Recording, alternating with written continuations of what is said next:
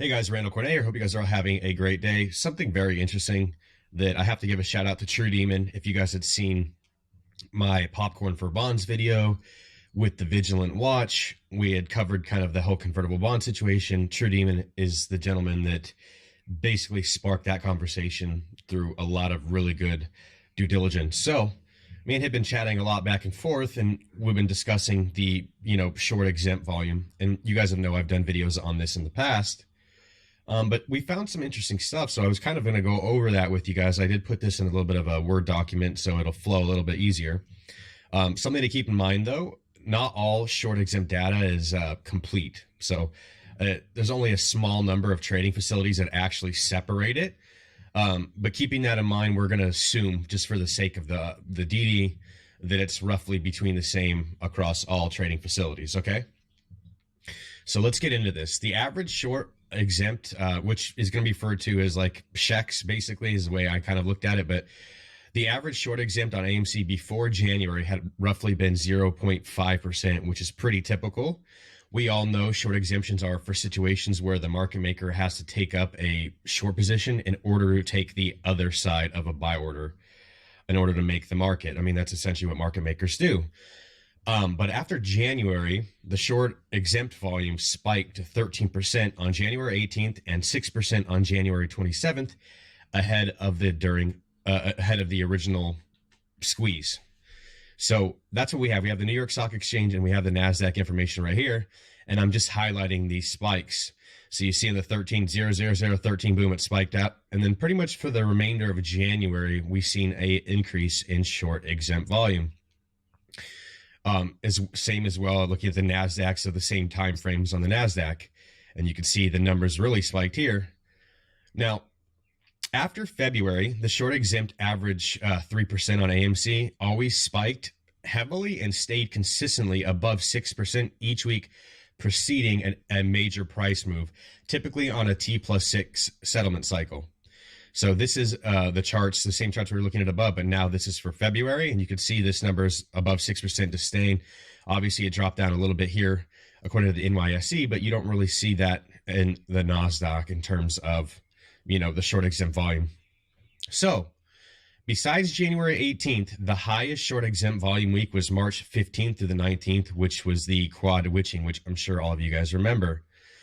So, and this is comparing the amount of short volume compared to the total volume, or compared to total short volume, right? So you're more or less looking at a percentage here.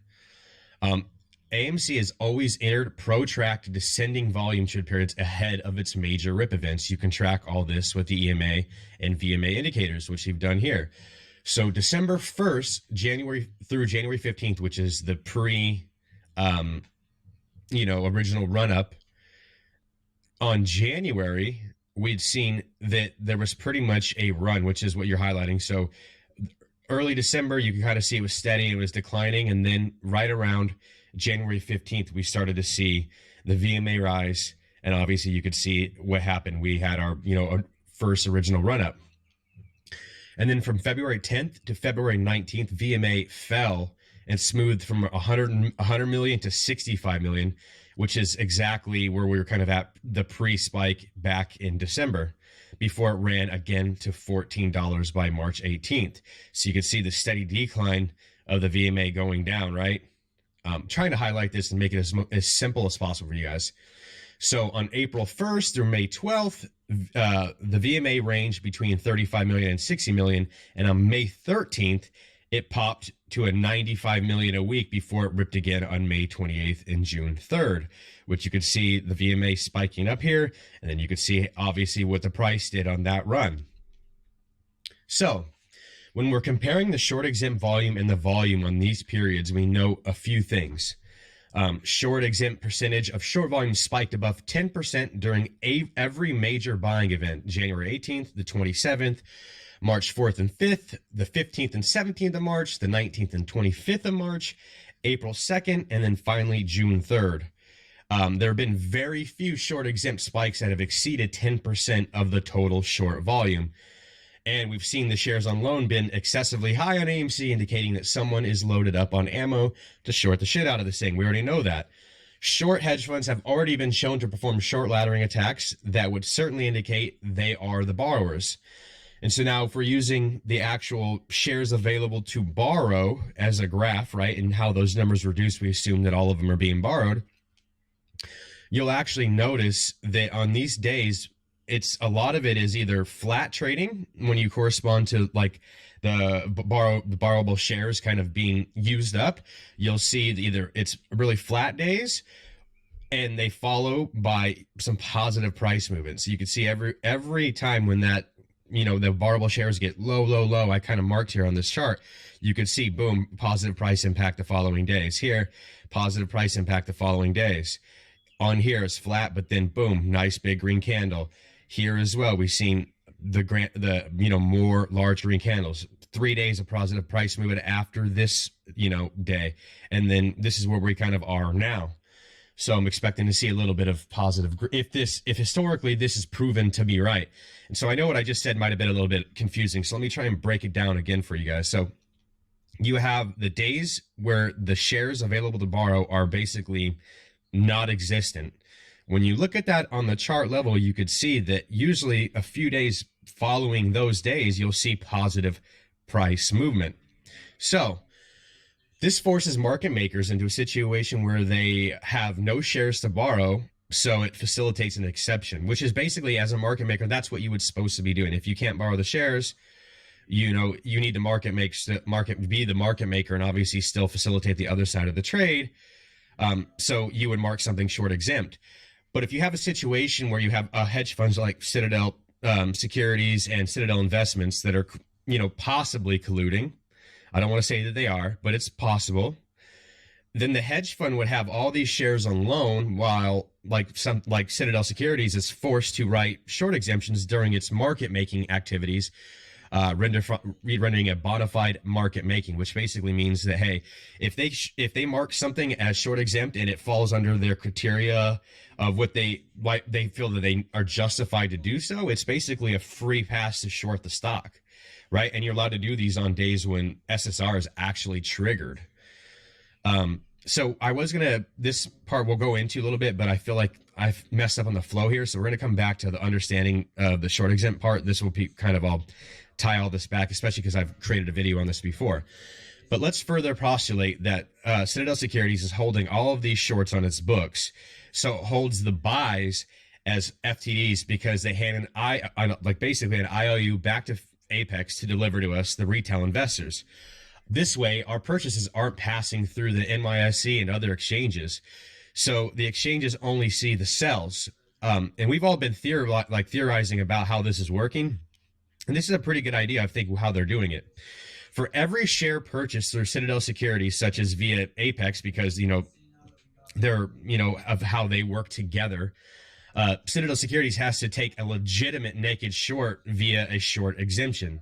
Considering that almost all payment for order flow brokers are routing through Apex and they deliver back an IOU to Apex for settlement and just take the failure to deliver because they can tolerate it since they are basically having market maker status. So this shit's been going on since February. When exemptions spike, we can assume this means that Citadel is suppressing the buy orders as the short exempt volume continues to trend upward during low volume periods. They are basically accumulating FTDs. And lastly, True Demon noticed that on the reg show rules that market makers are allowed to borrow shares to satisfy failure to delivers. However, this also results in the failure to deliver if those shares are requested back. So again, it's just another form of kicking the can down the road. The situation is rapidly running away from them, and it's only a matter of time before they completely collapse under the weight of all this. It's just a matter of whether they are willing to crash the market at large in order to hold off the inevitable tidal wave. So going back up to understanding the short exempt stuff, because that's what all this is about. So short exempt orders are allowed to initiate short selling of securities even during times that may be otherwise restricted. These are statistically very rare, and most retail traders would not experience the effects of these restrictions or their exemptions because the modified uptick rule only kicks in under extreme circumstances. And that exemption to this rule occurs in only very rare cases with those extreme circumstances. So you're saying, when you read this and you're understanding what short exempt means, so you're saying that spike that we're seeing in all these short exempt shares going up, it is very rare cases. Yeah, it probably is. I mean, these guys shorted the stock to, oblivion. I think we are in very rare cases right now, which is why we're seeing those numbers spike. It's not usual to see that. So what is short exempt? Short exempt refers to a short sell order exempted from the uptick rule regulation and as governed by the SEC regulation show. The current implementation of this regulation contains a modified version of what we know as the uptick rule. The current regulation allows for a comparatively small number of restrictions, and within those restrictions are even smaller fractions of exceptions to that rule. These exceptions are intended to allow brokers to best serve their customers in panicked markets. And now we're looking at rare exceptions in panic markets. Though the SEC oversees brokers who use short sell orders, they do not execute regularly scheduled audits or regularly filed reports by brokers. Instead, the SEC expects broker-dealers to be self-regulating by maintaining their own records, which are subject to audit at any time.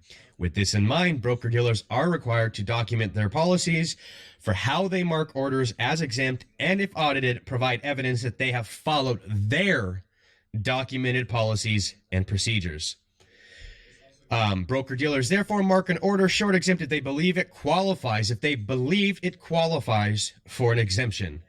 The primary exception is the use of non-standard pricing quotes for trade execution. That means that the price comes in outside of the NBBO. They can initiate a short sell order they judge would have qualified as an uptick in more orderly markets.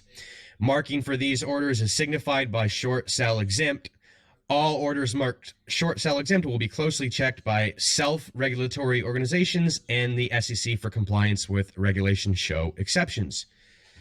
So rounding all this out, guys, if you have, somebody like Citadel that's playing both sides of the market, able to can take FTDs on the chin because they're acting as a market maker, and basically as long as they can justify that they can mark something as short exempt, they can do it, and they can basically avoid having all the rules like short sell restrictions in place, et cetera. It's basically business as usual. So just another way where I think that we're seeing them hide their shorts, another way they're manipulating the failure to delivers. So I thought this would be interesting for you guys. I hope that you gain something from this. If you enjoy the content, please do me a favor, like, subscribe. Obviously, follow True Demon on Twitter, on Reddit. He's very good at what he does, and he's opened a lot of doors for me as well. I hope you guys enjoy the rest of your weekend, and I will love you long time later. Peace.